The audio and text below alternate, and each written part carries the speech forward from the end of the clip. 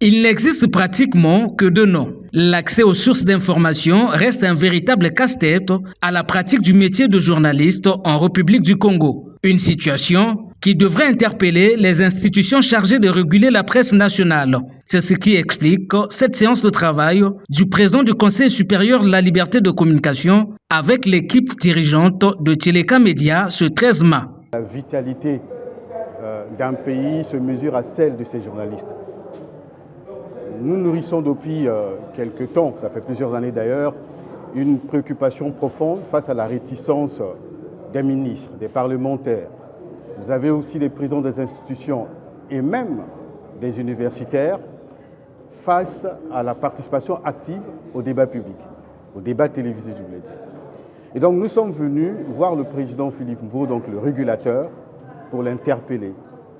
Vous savez que quand la population n'est pas suffisamment informée, elle aura du mal à juger l'action du gouvernement, à juger ce qui se fait.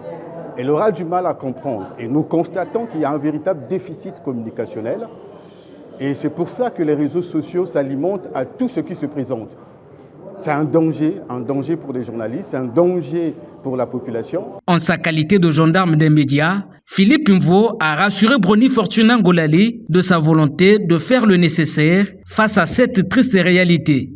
Pour approfondir un sujet ou un reportage, il faut aller rencontrer les personnes ressources. Mais ces personnes ressources, qui sont publiques d'ailleurs, n'ouvrent pas la porte aux journalistes. C'est là le problème se situe. Heureusement pour nous, nous sommes au même niveau d'information et nous avons les mêmes préoccupations.